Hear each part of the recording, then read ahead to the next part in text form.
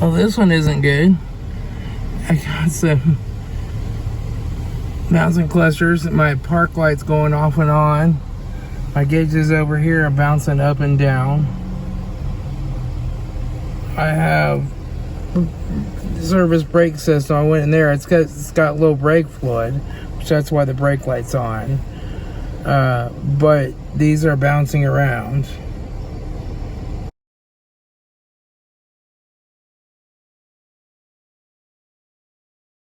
That's a power or ground problem. It's also lost communication with engine control module, and I cannot communicate to the engine control module. The body control module saying it's losing communication with the vehicle dynamics module. So we got some communication error. So this one's gonna take a little getting around. I'll go ahead and put some brake fluid in it. We'll see if the brake light goes out, and then maybe this service brake system and traction control will go out. So let me do that first. All right, so the brake fluid light's out. Let me just switch it through the gears here, make sure. Yeah, so it was low on brake fluid. Check left rear tire pressure. Service traction control. Check left rear tire pressure sensor. And the traction control light's going off and on.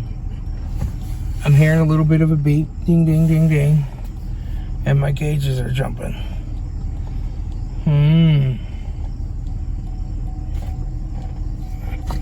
I don't know. See, the speedometer doesn't jump. Now it's not jumping. Oh, now it jumped again. Now it stopped.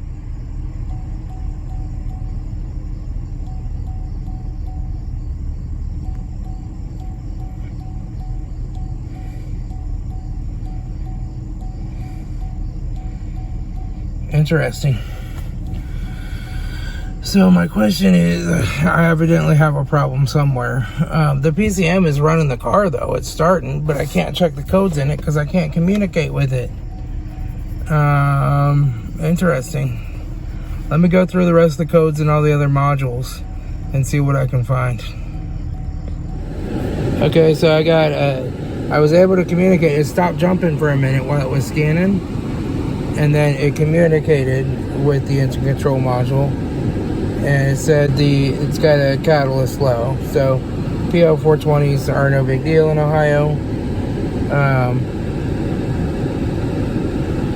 Body control lost communication with vehicle dynamics since clear passed and failed. It's a current code. Battery low, this ignition passed. Tell them lost communication with remote, lost communication, light sensor circuit above threshold, HVAC control module airflow, control circuit actuator stuck. The air conditioning doesn't seem to be working. Temperature control, circuit 2 actuator stuck. Those are both current. Lost communication with HVAC module, the passenger door switch. Lost communication with information center. Lost communication, test passed. Now, I have seen these before. The passenger door module, those wires get messed up, and they start causing communication errors on the CAN bus. Believe it or not, the passenger door module on this has CAN bus going to it, and I have seen that before. Electronic brake control module, last test passed. Lost communication with engine control module, and see, these are both passed now.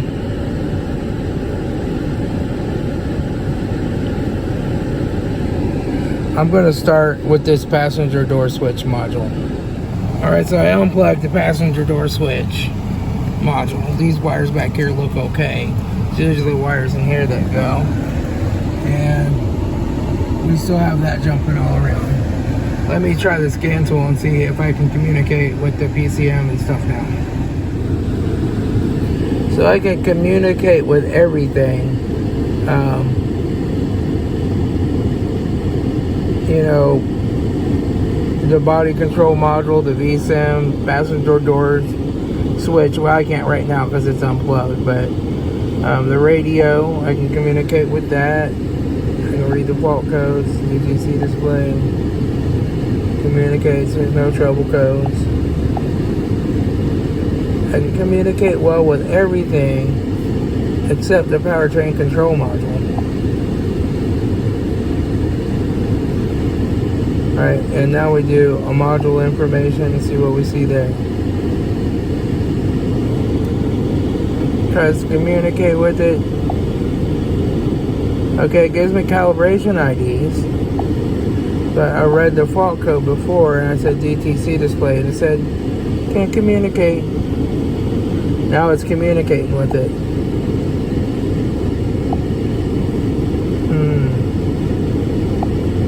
I can clear the fault code.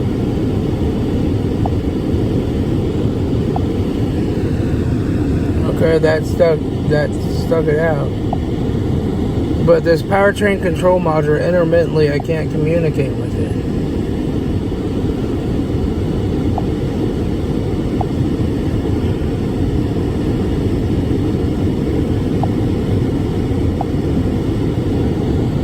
Let's go to the electronic brake control module and just clear the fault codes out of that.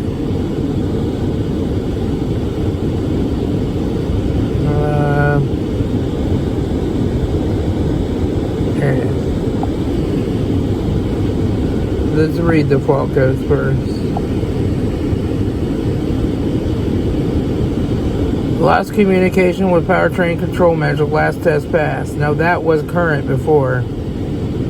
Low brake fluid indicated that was current, but that put brake fluid in it. Lost communication with transmission control module, last test passed.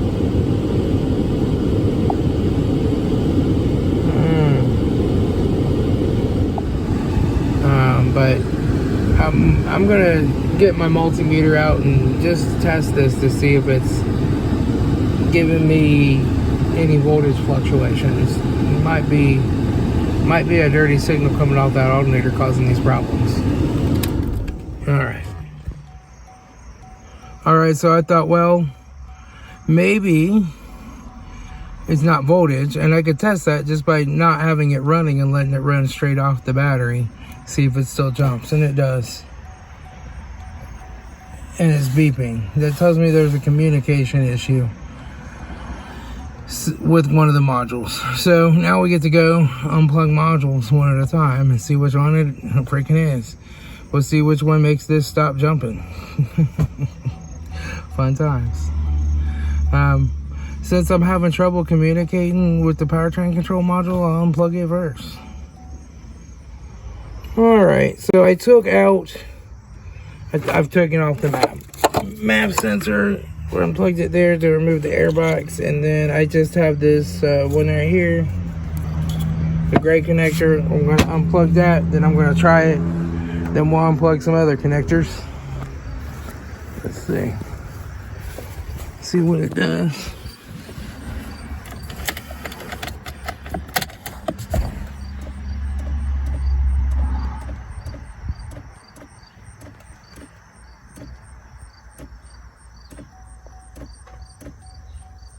I hear relays clicking down here.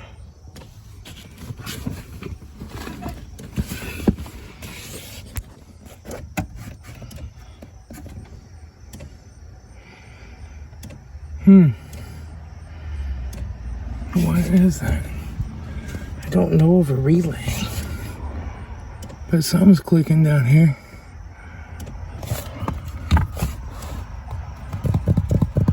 Somebody put something on the accelerator. That's why when I hit the gas, it takes off like crazy. Like, whoa! Okay. I definitely hear something clicking. I wonder if it could be about instrument control module. I don't know. I'm just going to continue on and unplug those other connectors. We'll get to the bottom of this eventually. Alright, so I unplugged the black connector. And now I left the ignition on. We're gonna see if it's still jumping and clicking.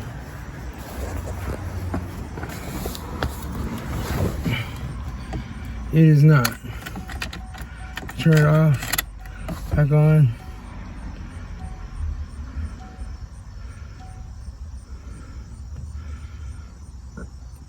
No clicky.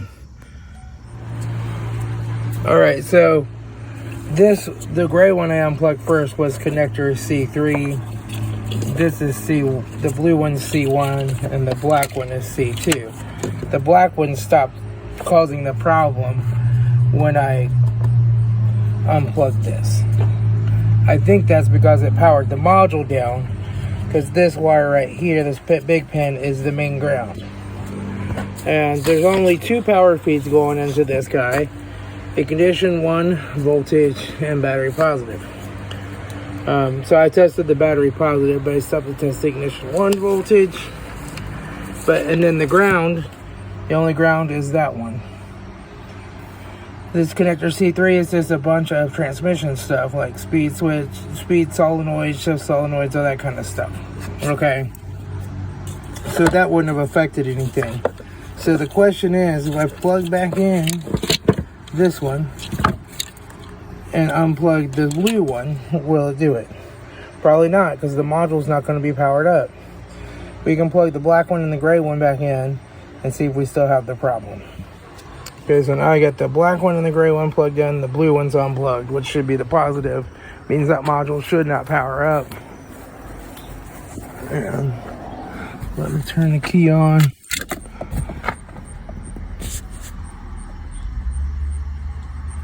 And it does not jump at all. No jumping.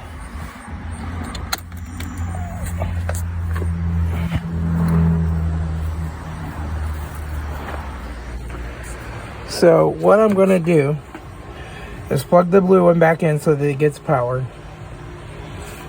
Unplug this black one, and power it back up and see if we start getting problems, because the CAN bus is on the blue one, the low speed lands on the black one. So I want to see if it's coming out the CAN bus or low speed land. I think it's CAN bus, but we'll see. So I'm going to plug the blue one in, unplug the black one, hook up a ground to that pin, and we'll see what happens. Alright, so now I've got the black connector unhooked, the blue one's where the power comes in. I have this hooked to the ground on the computer, so the computer should power up. It is a good ground. So now we're ready to see what happens when we turn this on, because the blue has the high-speed CAN bus on it. We're going to see if that's a CAN bus problem.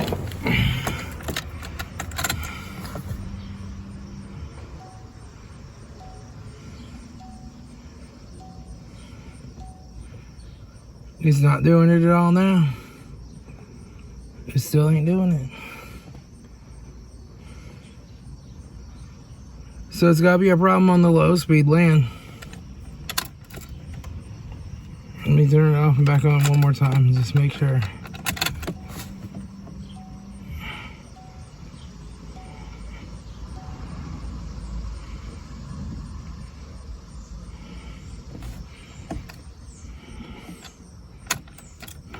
Okay.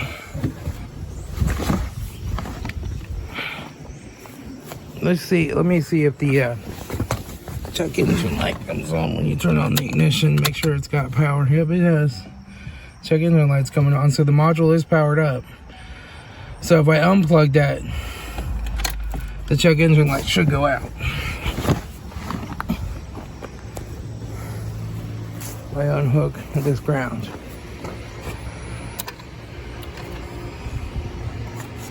Put that over there on that plastic. And let's see. Oh.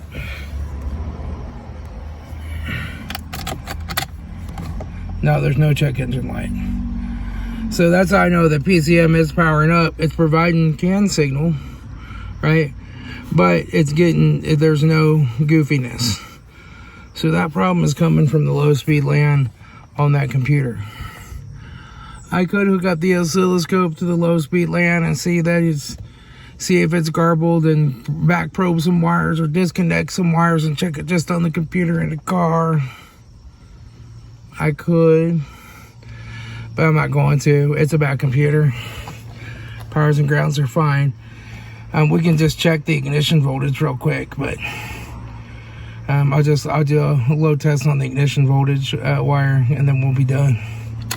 So let me turn this off and go hook up to the ignition voltage wire.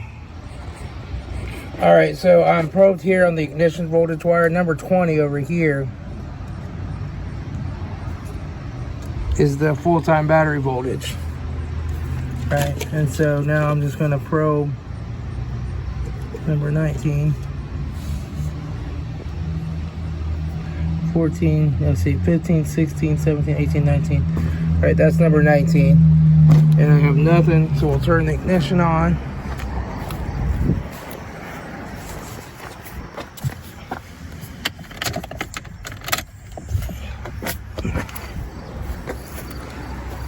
And now we have voltage. So all the powers and grounds are fine. She's just throwing some junk out on the low speed LAN. So I'm gonna call it, especially on this car. You know, if this was a modern car and you had to buy a new module and program it, it'd be a little different. I'd be checking reference voltages and making sure they're okay and everything else. This I'm gonna call, because I can get a used module from a junkyard really cheap and I can program it. If I'm wrong, I'm wrong, but I don't think I'm wrong. So we'll see what happens.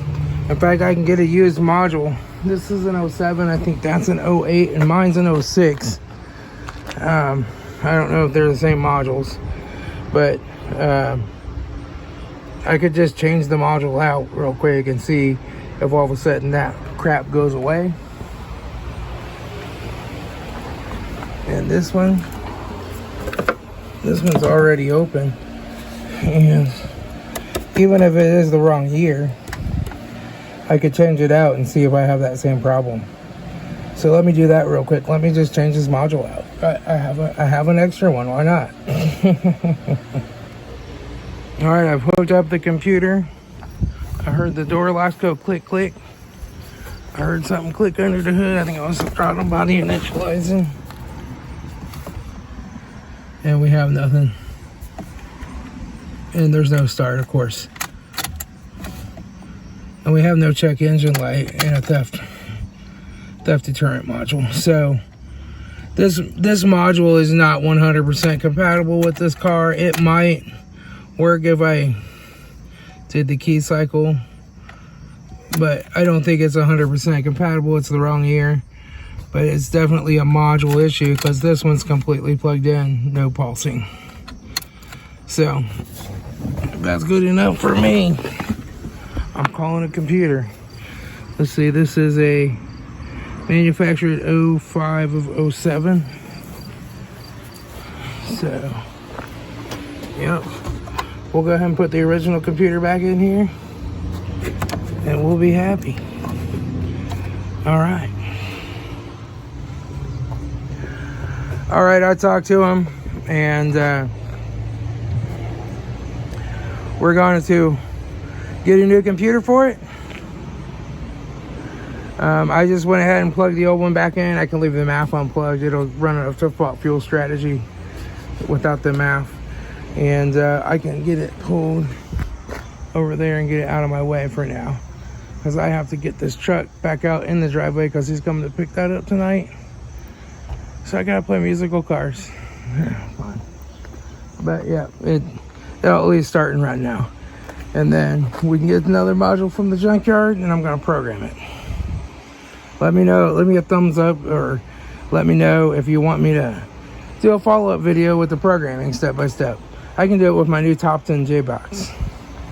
Show you guys how that works. In fact, I'll probably do that anyway, but just leave me a comment if you want me to do that. All right, I'll talk to y'all later. It's Tom, your Frugal Prepper.